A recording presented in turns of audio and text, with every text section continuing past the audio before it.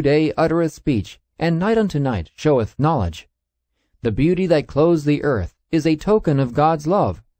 We may behold it in the everlasting hills, in the lofty trees, in the opening buds and the delicate flowers. All speak to us of God.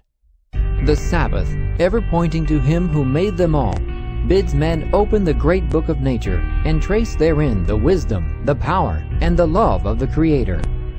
Our first parents, though created innocent and holy, were not placed beyond the possibility of wrongdoing.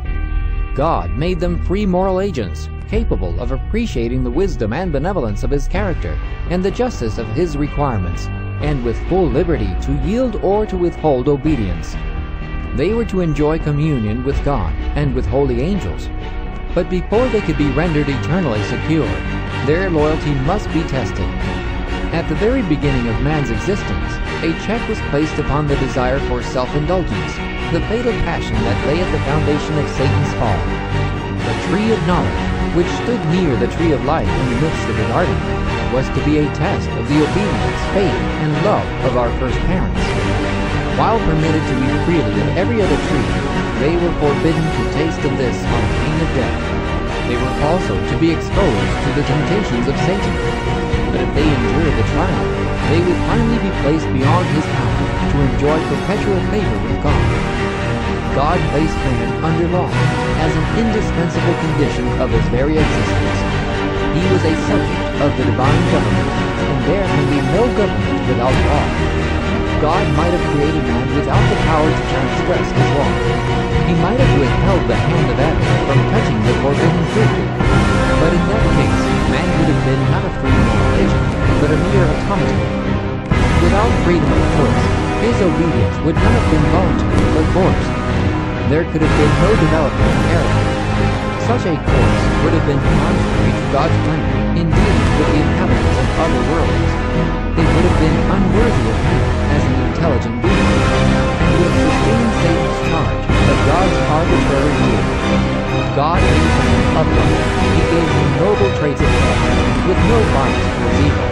He endowed him with divine intellectual powers, and presented before him the strongest possible inducement to be true to his allegiance. Obedience, perfect and perpetual, was the condition of eternal happiness. On this condition, he was to have access to the tree of life. The home of our first parents was to be a pattern for other homes as their children should go forth to occupy the earth. That home, beautified by the hand of God Himself, was not a gorgeous palace. Men in their pride delight in magnificent and costly edifices, and glory in the works of their own hands. But God placed Adam in a garden. This was his dwelling. The blue heavens were its dome. The earth, with its delicate flowers and carpet of living green, was its floor, and the leafy branches of the goodly trees were its canopy. Its walls were hung with the most magnificent adornings, the handiwork of the great master artist. In the surroundings of the holy pair was a lesson for all time, that true happiness is found not in the indulgence of pride and luxury, but in communion with God through His created works. If men would give less attention to the artificial, and would cultivate greater simplicity, they would come far nearer to answering the purpose of God in their creation. Pride and ambition are never satisfied, but those who are truly wise will find substantial and elevating pleasure in the sources of enjoyment that God has placed within the reach of all. To the dwellers in Eden was committed the care of the garden, to dress it and to keep it. Their occupation was not wearisome, but pleasant and invigorating.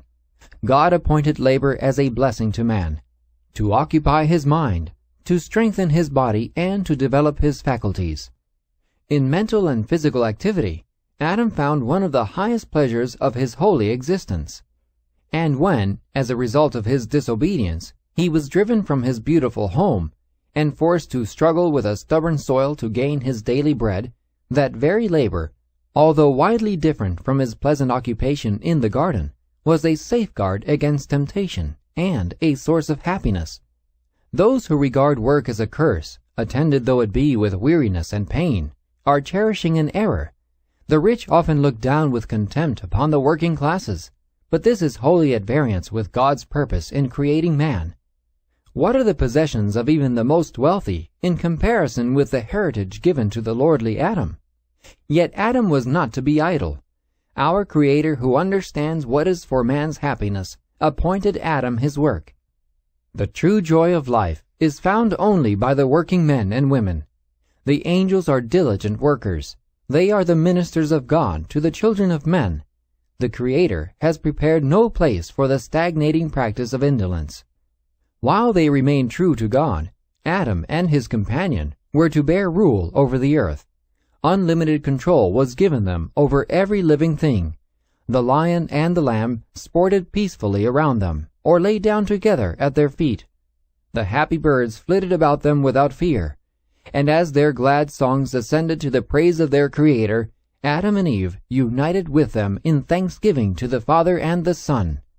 The holy pair were not only children under the fatherly care of God, but students receiving instruction from the all-wise Creator. They were visited by angels, and were granted communion with their Maker, with no obscuring veil between. They were full of vigor, imparted by the tree of life, and their intellectual power was but little less than that of the angels. The mysteries of the visible universe, the wondrous works of Him which is perfect in knowledge, afforded them an exhaustless source of instruction and delight. The laws and operations of nature, which have engaged men's study for 6,000 years, were opened to their minds by the infinite framer and upholder of all. They held converse with leaf and flower and tree, gathering from each the secrets of its life. With every living creature, from the mighty Leviathan that playeth among the waters, to the insect mote that floats in the sunbeam, Adam was familiar. He had given to each its name, and he was acquainted with the nature and habits of all. God's glory in the heavens, the innumerable worlds in their orderly revolutions, the balancings of the clouds, the mysteries of light and sound, of day and night, all were open to the study of our first parents. On every leaf of the forest, or stone of the mountains, in every shining star, in earth and air and sky, God's name was written. The order and harmony of creation spoke to them of infinite wisdom and power. They were ever discovering some attraction that filled their hearts with deeper love and called forth fresh expressions of gratitude. So long as they remained loyal to the divine law, their capacity to know, to enjoy, and to love would continually increase. They would be constantly gaining new treasures of knowledge, discovering fresh springs of happiness, and obtaining clearer and yet clearer conceptions of the immeasurable, unfailing love of God. The end of Chapter 2 of Patriarchs and Prophets